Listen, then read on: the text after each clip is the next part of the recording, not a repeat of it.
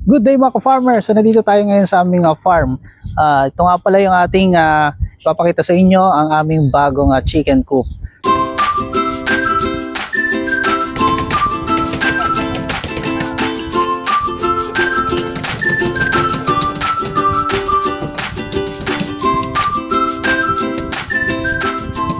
So ito yung aming galing sa namin, mga tira-tirang materyales, no? Mula doon sa aming pinapagawang cabin. So napilitan tayo magpagawa ng chicken coop dahil tinransfer na natin yung iba nating mga manok, no, yung ating mga black Australorp dito sa merong free run area sila. So maganda dito, makakatipid dahil nakakagala sila.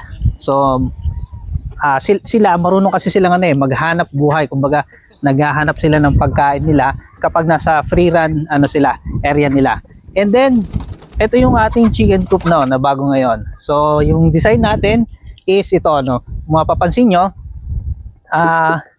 meron tayong paitlugan, no, para palaging safe yung egg natin. So tara at papakita ko sa inyo. Dito mga ka-farmer, napansin nyo, bumuo muna kami dito ng frame nila. So dito na-transfer na kasi namin to sa kabila naming farm. At dito yung nakikita nyo, nabuo na namin dito yung nesting box nila. So dito mga ka-farmer, ang aming goal is maging mas komportable yung aming pag harvest ng egg, no, ng mga manok. So para ma-lessen din natin yung ating mga i-hire na tao just in case na lumago yung ating farm. So dito mga farmer, naglagay naman kami dito ng mga lock, no, para dun sa aming cover ng aming nesting box. So nabubuksan yan para madali tayong maglinis ng ating nesting box nila. So mga farmer, pag gagawa ng chicken coop is talagang kailangan pag-isipan mo para mas komportable ka sa chicken coop mo, na hindi ka mapapagod ng husto sa paglilinis nito o maintenance ito.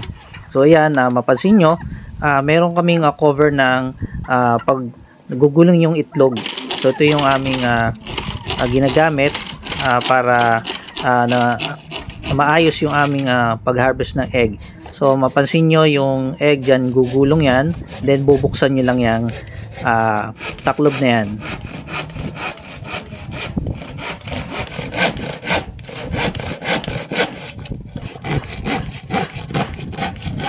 Ito mga ka-farmer yung aming chicken coop. So naglagay din kami ng syempre ng bubong, no, para safe naman yung ating chicken coop. So yung design natin, ayan, meron tayong handle para madali natin buksan yung taklob, no, ng gugulungan ng itlog. And then yung mapansin nyo, meron siyang angat, no, just in case para yung sukat ng itlog is pag gumulong siya, pasok siya doon. And yun mga ka-farmer, ang chicken coop na to, so may nakikita kayong siwang, no, yan, ganyan, para madali maglinis. Pag binarush mo yung dumi, dun lang lulusot. So dito yon, tinulungan ako ng mga kasama ko na gumawa nito. So ako yung nag-design, then nag-hire na lang ako ng gagawa. And then yan, napansin nyo mga ka-farmer, nilagay ko siya sa merong free run area yung aming mga manok. At dahil ito ay para mas madaling silang palakihin, and then at the same time mas makakatipid dahil ang mga manok is pag gumagala sila, naghahanap sila ng sarili nilang pagkain. Yan mga ka-farmer, ang aming chicken coop. Ang design namin is yung mapapansin ninyo, makikita nyo siya sa mga ibang bansa na ginagawa. At ako, ang ginawa ko lang naman is pinagsama-sama ko lang yung idea ng iba't ibang design o idea ng mga gumagawa ng chicken coop. So bakit ko nga ba to ginawa? So ito yung dahilan, no. Ito yung sa tingin ko na makakatulong sa akin, no, kapag i-rearrange ko yung mga manok namin. So the good thing about that is yun, nakakatulong sila sa pagkontrol ng pest or ng maaring makasira sa aming mga halaman. So dahil marami din kaming tinatanim dito na pagkain ng hayop na ipapakain namin sa mga alaga naming pabo, the same time ganun din sa manok at sa aming mga alagang kambing, at soon na magkaroon din kami ng iba pang mga alaga. So ayun, magdadagdag pa kami ng alaga ulit. So ibabalik namin yung aming mga bibe saka yung mga gansa. At the same time yung pugo natin, no, ano pa rin natin yan, pati yung mga rabbit. So hindi ko alam kung paano namin pagkakasyahin yun, pero so yun yung project namin o yung goal namin na mailagay dito. So ayan, binububungan na yung aming chicken coop. So yung aming kulay ng bubong is pula. So yun yung kulay ng dapat na makikita ng mga manok. So ayan, mapansin nyo mga farmer, naglagay kami ng semento, no, half lang, no. So dito namin ilalagay yung mga paa ng aming chicken coop kasi kahoy lang, so para hindi madaling kumbaga akyatin ng anay. So ayan, at makita nyo, at para malapit na matapos ito, ayan, yan, prepare na namin yung mga paa ng chicken coop namin. Ilagay na namin yung mga semento at yung iba bubuhusan na lang ulit.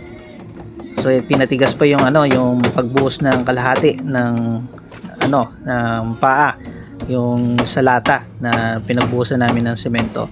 Itong sa likod na to, so ito yung gagawin naming cabinet, yun, cabinet siya na paglalagay namin ng mga o pag-i-store ng mga vitamins o gamot, at yun din yung mga na-harvest na itlog. So mga ka-farmer, ang mga alaga namin dito sa ngayon ay ang mga manok, pabo at saka mga kambing. So mapapansin ninyo, magkakasama lang sila dito. So yung aming palaisipan dito is kung paano sila kung pwedeng pagsama-samahin na hindi makakasagabal sa mga gaya ng mga paitlogan ng manok natin, at ganun din yung sa mga pag-alaga natin sa mga kambing kasama ang mga alaga nating manok at pabo. So dito mga ka-farmer, gumawa kami ng chicken coop nga, at para ma-secure namin ang itlog nila. Kasi ang mga kambing, alam nyo naman, malaro sila, o yung curiosity nila is palagi silang pwedeng makabasag ng itlog just in case na hindi secured yung area ng paitlogan ng ating mga manok o ng ating pabo. Dito mga farmer, mapapansin ninyo yung ginamit naming pansahig dito sa aming chicken coop is yan, yung plastic pallet natin. So yan, para ma-avoid natin yung mga ipot na palagi nang lilinisin. So dito lalagpak lang siya doon sa butas, at para mas madali siyang malinis o ma-decompose. Ito mga pala mga ka-farmer, ang aming free run area dito sa aming farm. Yan, mapapansin nyo, meron na rin kami mga tanim.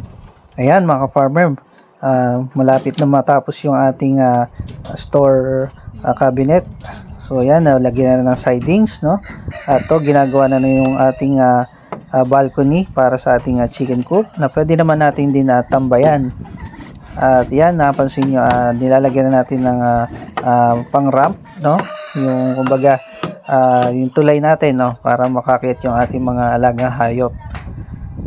Mga ka-farmer, ang ating chicken coop is mga gawa lang siya sa mga light materials natin na galing sa ating mga scrap, no? Yung sabi ko sa inyo, dahil kulang tayo sa budget, so ginamit natin yung ating mga scrap. So pinagkasya lang natin yung budget natin para ito ay magawa. So gumawa kami dito mga ka-farmer ng pinto na mapansin nyo, may butas siya na maliit na pinto rin na nagagawin namin para makapasok yung mga ating mga manok, pabo, yung ating mayroon din tayong pintong malaki na just in case na magme-maintain tayo, meron tayong gagawin na maintenance sa loob. Yan, nakakatuwa mga ka-farmer, may manok na agad, no? Napansin nyo yun, nangingitlog yun doon sa dulo. Ayan, tara silipin natin.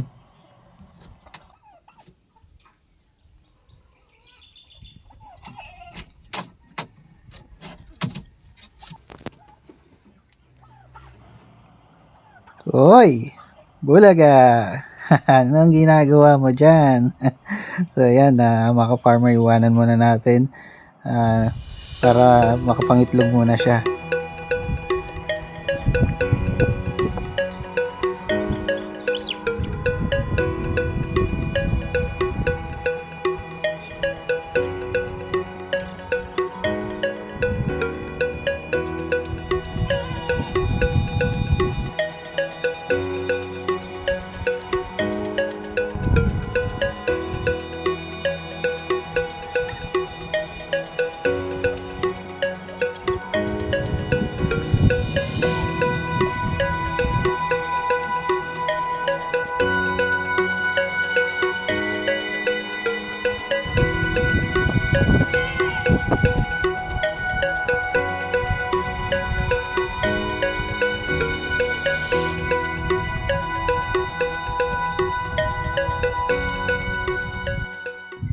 So ito mga ka-farmer, kung mapapansin nyo, meron tayong door dito. So meron tayong isang malaking pinto, no, para just in case tayo ay magme-maintenance ng ating chicken coop, no, sa loob.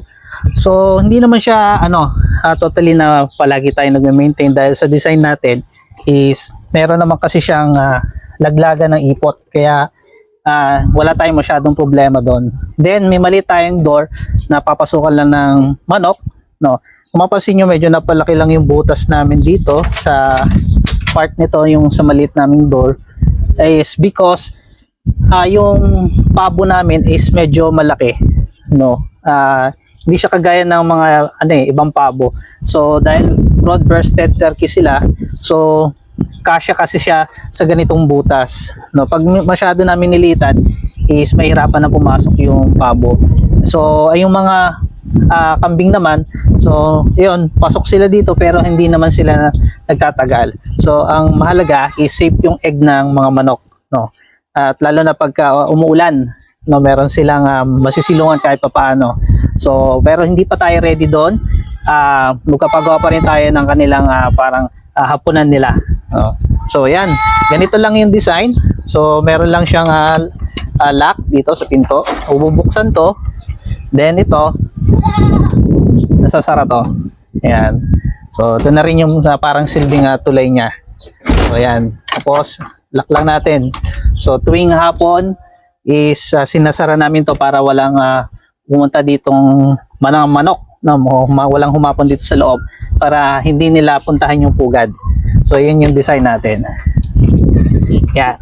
And then, yan, may rampahan tayo. So kung mapansin nyo, yan, no, meron tayo parang balcony nila. So pwede rin natin tambayan, no. Minsan-minsan, no, dito lang ako nag-chill. Minsan yun, higop-higop ng masarap na tsokolate, no, yung mga mahilig sa kape dyan, no, pwede rin. O yun, maganda tumambay, mahangin, malilom. So dito siya naka-facing. So ang araw natin, ang sikat niya nandito sa may gilid. So dito siya naka-face kasi yung gate namin dito kasi para pag pasok pa lang ng gate, bungad na agad yung harap. Then yung lilom pati, no, laging nandito sa harap. O yung ating laging mainit na na sikat na araw is nasa bandang likod, no. So ayun, pakita ko naman sa inyo ang itlogan nila, no. So ito mga ka-farmer, ang ating itlogan nga pala is ang design niya is yung umiikot siya. Umikot yung nalalaglag yung itlog, yung magro-roll. So pag umitlog na yung mga manok, so ito siya, dito lang natin kokolektahin, no, yung itlog niya. And then the same time, pag kailangan natin maglinis, ito, pakita ko lang sa inyo. Ayan, nabubuksan siya.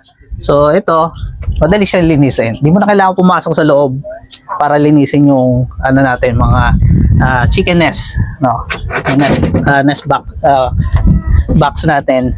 Ayan, tapos balik lang natin, lock. Yan, ganyan lang. So tapos sara lang, nadali. Magkukulik ka lang ng egg, isumin mo, ganyan lang, kukuha ka lang ng egg dito.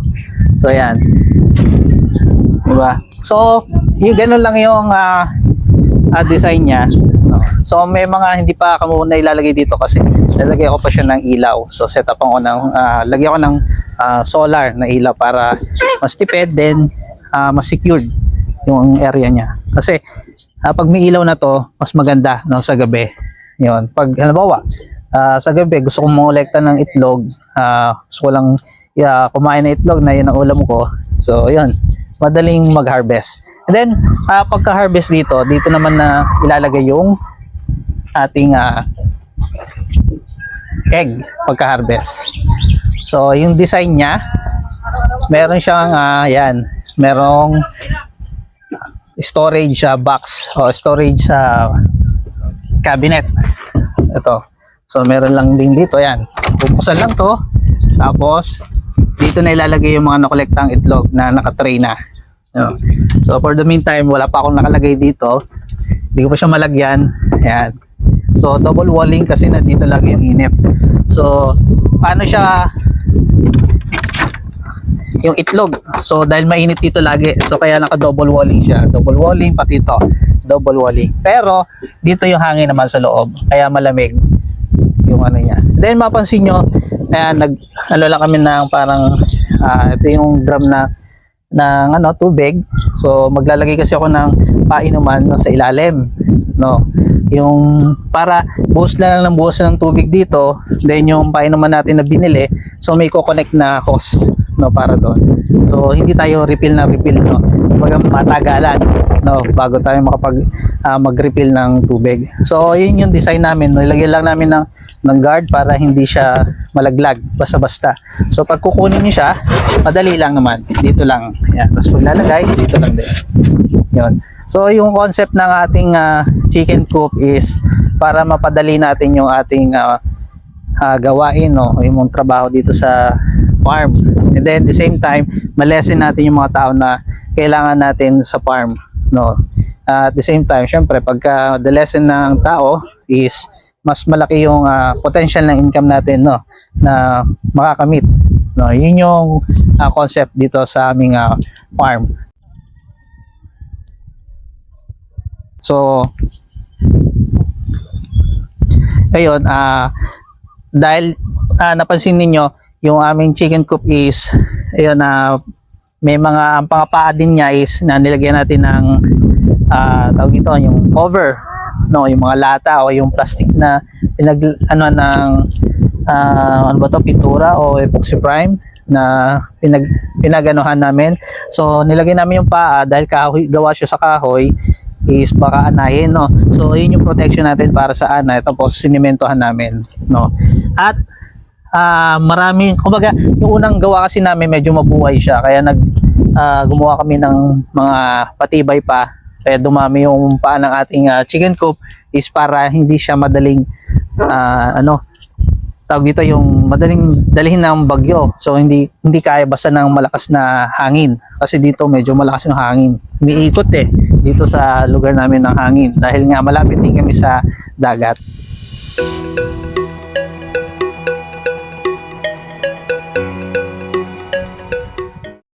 Yan, ipakita ko sa inyo yung loob nito. Ganito lang siya, yung design niya. Yan, for the meantime nilagyan ko muna ng mga gamit ko sa pag-plug. Yan. So, may nakalagay na ako dito, no, pang backdoor natin kasi napansin ko yung pabo natin, no. Ayaw mo wala yung sipon, so mamaya is namin siya, i-treat namin yung kanyang sipon. Yan. So ganito, no, kaya medyo malamig siya. Meron tayong yan, butas-butas yan, yung paleta na plastic, no. So yung hangin, syempre lagi yan pupunta dun sa ilalim, no. Kaya malamig siya kung nakagana. Yan. So yung itlog hindi siya maapektuhan. So yan, sabi ko sa inyo, double walling siya. So may kulang pa ako dito So yung bubong niya, hindi pa namin nilagay yung pinakabubong. So para protection naman sa plywood natin. So yun, sarahan nyo lang. May lock din. Then dito sa kabila, meron din tayo lagay ng drum. So yun, pag nakompleto na natin yan, mas functionable na siya, no. And dito mga farmer, yung aming free run area namin, yan. Dito, yan, isa sa Pero sasarahan muna namin yan dahil tataniman muna namin para pag malaki na yung tanim, tsaka namin pagagalain uli yung mga hayop namin o yung mga manok. O kaya nagbigay lang kami ng access para dun sa mga manok. Huwag lang yung kambing kasi malaki ang kambing, kaya niyang tawag dito, kaya nila yung sirain pag kahit mataas na kasi mabigat ang kambing. Kasi inaano nila yun sinasampahan nila yung puno. Bali kung talagang medyo yung malalaking ano na siya yung puno niya. Yun, mga ka-farmer, the good thing about this chicken coop, mas easy para sa lahat. So yan may ano lang tayo, yung ramp pag tayo akyat madali. Pwede rin tayo maglagay din dito ng halimbawa, dito nyo ilagay yung drum ng feeds nyo. Pero ako hindi ko na nilagyan kasi parang maganda siyang tamba-tambayan. And the good thing din is ayun, kasi pag yung drum kasi nilagay mo dito, so dapat isi-secured mo siya, lagyan mo siya ng harang para pag ang kambing naman is baka maitapon niya dahil kaya itulak ng kambing yun yung kahit yung isang drum kaya nila yon.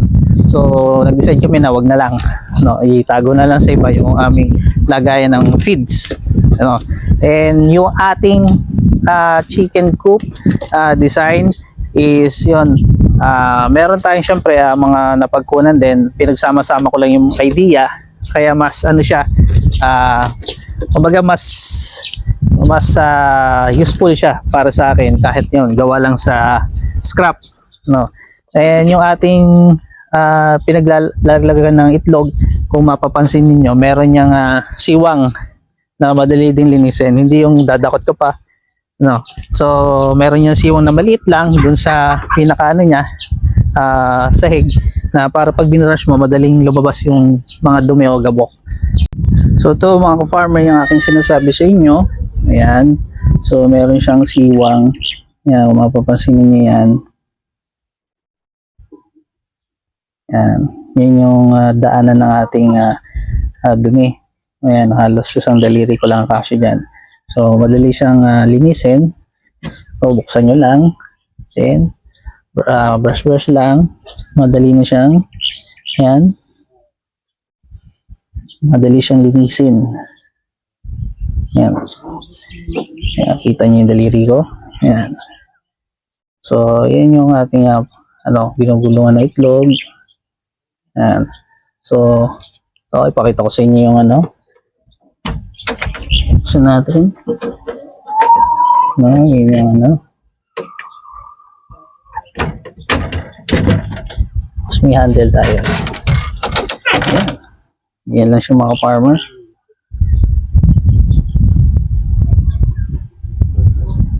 Yeah.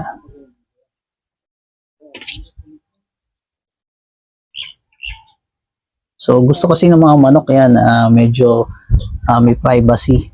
Madilim lang ng konti. Ayun yung gusto nila.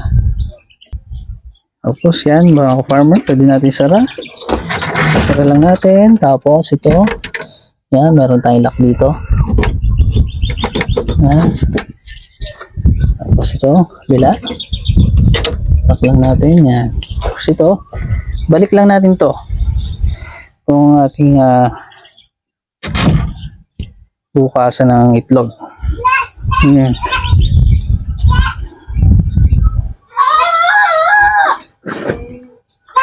Yan. Magkabilang gilid yan. So, bawat side meron tayong nesting box. So, yun. Hati siya sa 4. So, kaya bali 8 yan. So, ganun din to. Bubuksan lang din to. Yan. So, mas madali mga farmer.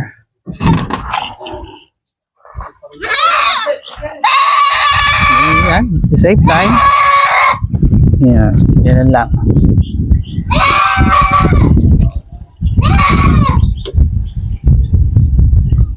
Yung taas niya. Yan. So may vent tayo, no? Ventilation. So meron tayong daanan ng init ng hangin. Oh, yan. So malamig siya dahil ganito lang yung side niya. So may ventilated din siya, no? Kumbaga ventilation dito, no? Sa pugad. So para hindi mainit. So yun, close na. Pati dito close. So bakit close siya? Dahil yung aming syempre budget namin kinopos, kaya yung booking namin ganyan lang. So decide kami dapat screen din yan. So decide kami harangan na lang kaysa gumastos pa kami. So ang aming goal lang naman is yung safe yung egg, no, kapag tsaka yung yun, pag mamumulekta ng itlog is mas easy, malinis ang itlog palagi. Yan. So yan, pagka pwede nating sarado, ito lang yun.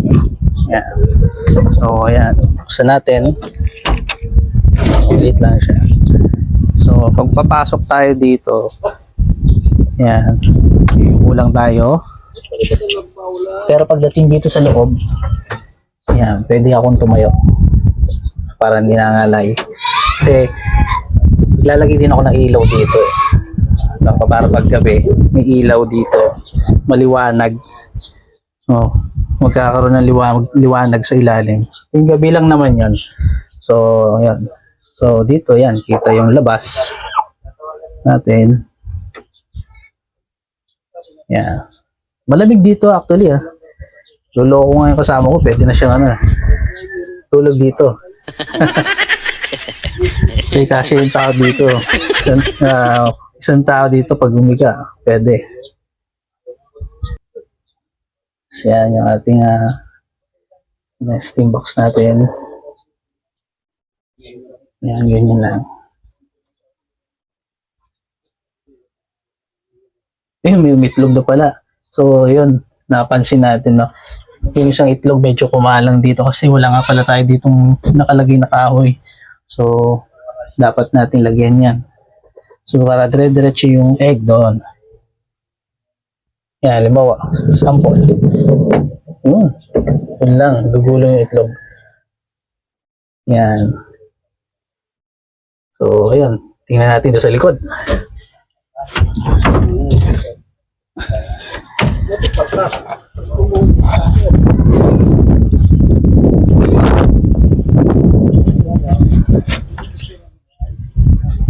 Ayan.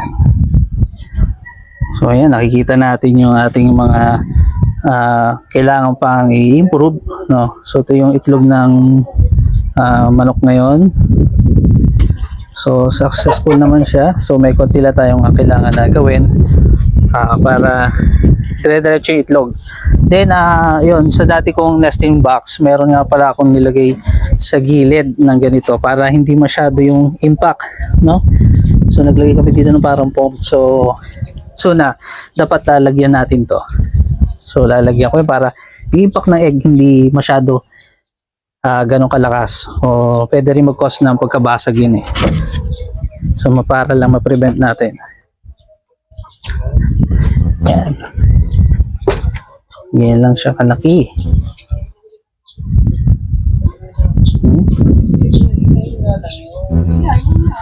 Diba? So ayan mga farmer, tingnan natin. So ganito lang kaliit.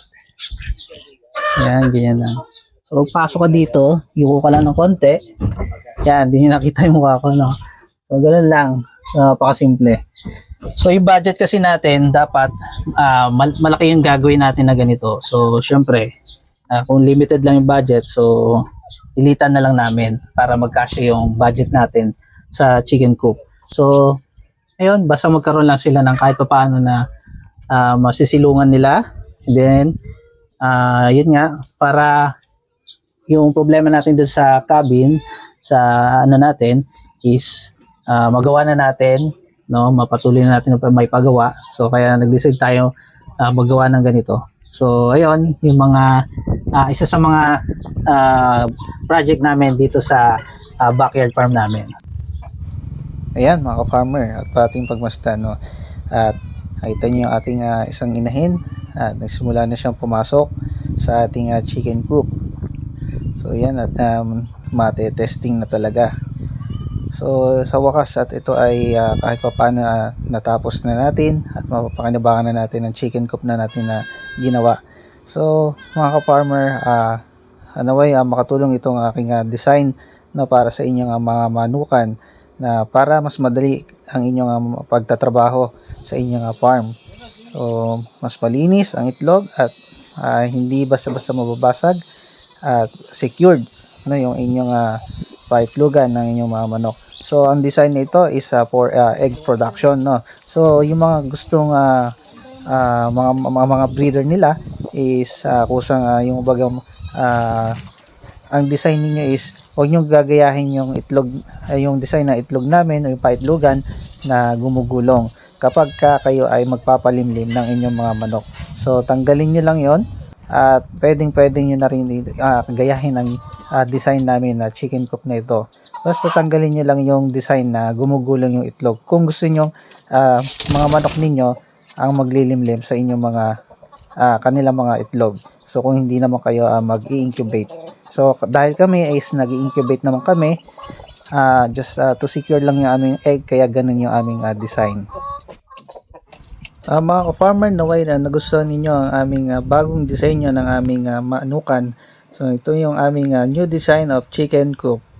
So yun lang mga ka-farmer, at hanggang sa muli, ito po ang Righteous Backyard.